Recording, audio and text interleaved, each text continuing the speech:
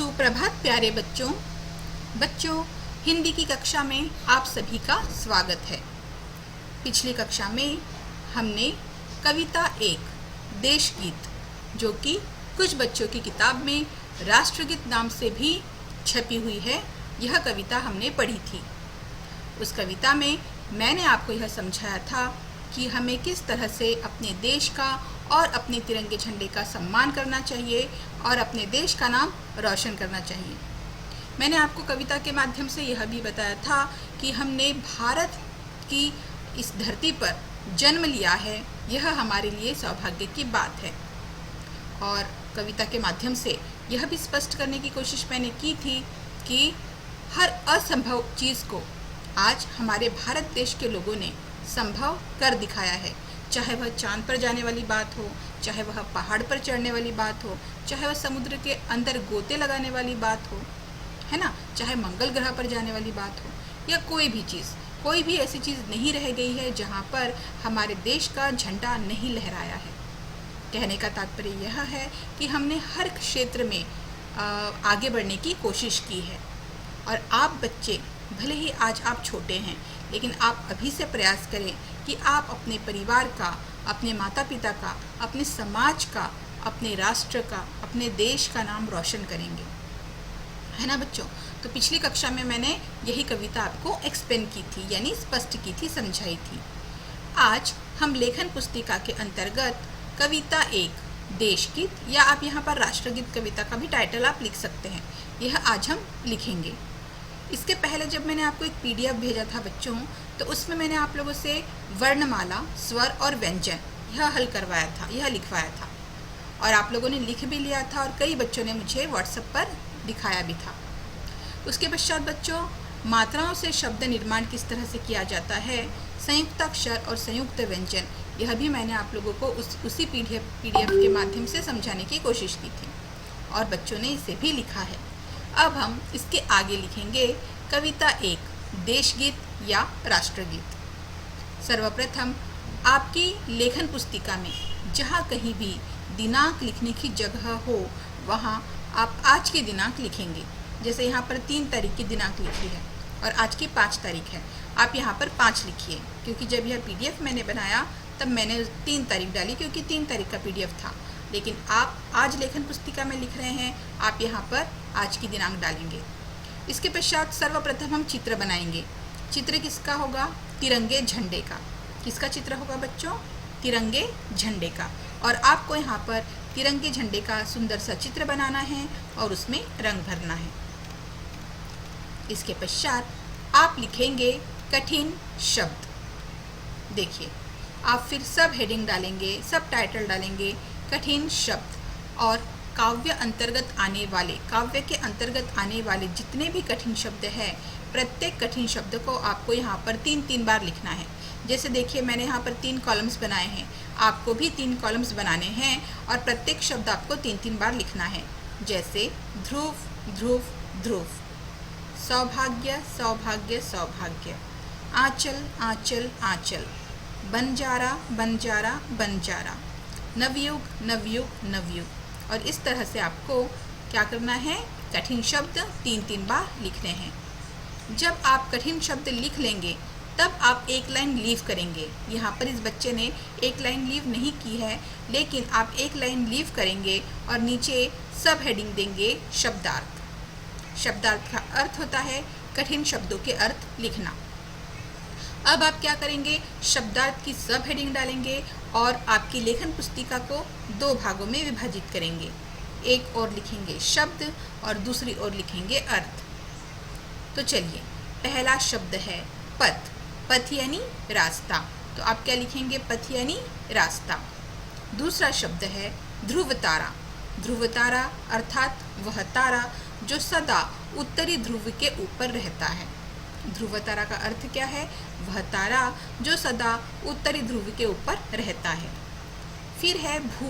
भू यानी धरती। सौभाग्य। सौभाग्य यानी अच्छा भाग्य। ध्वज। ध्वज यानी झंडा।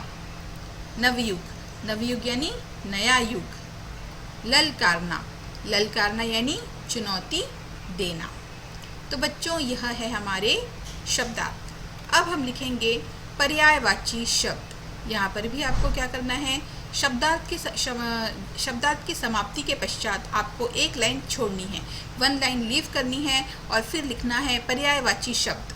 फिर आप लिखेंगे सब हेडिंग पर्यायवाची शब्द। फिर से आप अपनी लेखन पुस्तिका को 2 भागों में विभाजित करेंगे, एक और शब्द लिखेंगे और दूसरी और उसका पर्याय। अब पर्यायवाची शब्द यानी क्या होता है ये आप सुन लीजिए। पर्याय का अर्थ होता है विकल्प, ये या वो।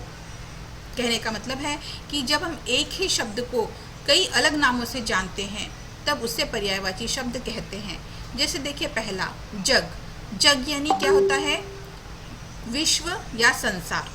क्या होता है, विश्व या संसार। यानी जग को हम और कौन से 2 नामों से जानते हैं, विश्व के नाम से और संसार के नाम से।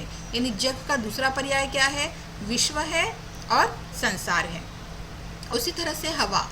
हवा का दूसरा पर्याय क्या है, वायु या पवन। हवा का दूसरा पर्याय क्या है, वायु या पवन। उसके पश्चात है बच्चों आँख। आँख का दूसरा पर्याय क्या है, नेत्र या नयन। आँख का दूसरा पर्याय है नेत्र या नयन। उसी तरह से सागर। सागर का पर्याय है समुद्र या उदधि। सागर का पर्याय है समुद्र या उदधि।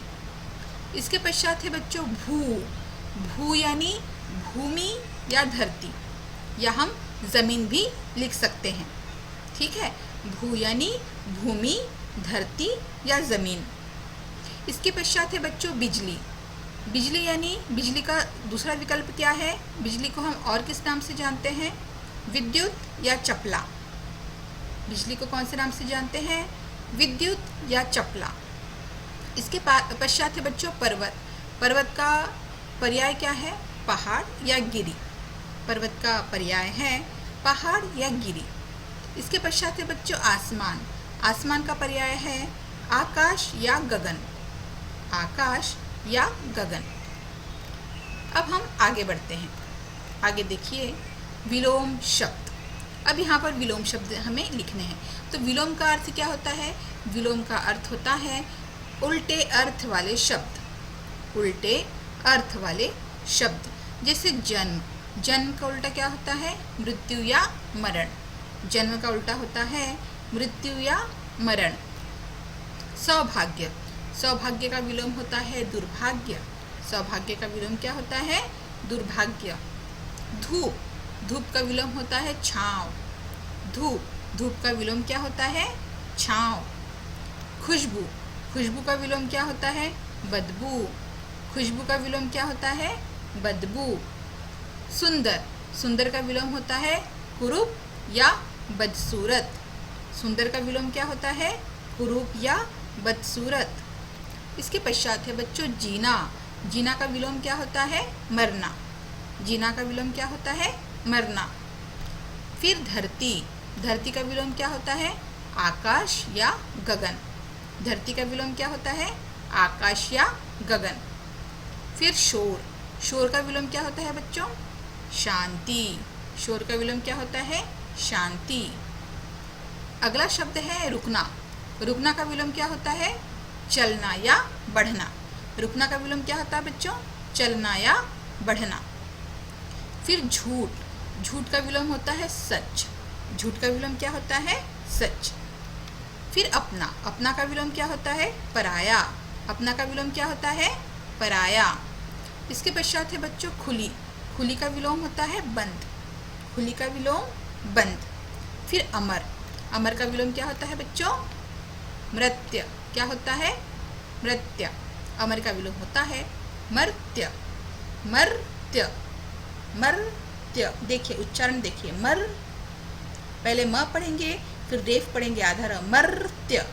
मर्त्य। अमर का विलोम होता है मर्त्य। ठीक है, तो इस तरह से आपको क्या करना है, ये पीडीएफ मैंने आप लोगों को इसके पहले भेजा है, लेकिन आज मैंने इस वीडियो के माध्यम से इस पीडीएफ को समझाने का प्रयास किया है। अब आप सभी बच्चे लेखन पुस्तिका में ये लिख लेंगे और इसके आगे का कार्य मैं आपको अगली कक्षा में करवाऊंगी। ठीक है बच्चों, आज के वीडियो में बस इतना ही है। तब तक के लिए, अगले बार हम जब मिलेंगे तब तक के लिए धन्यवाद बच्चों।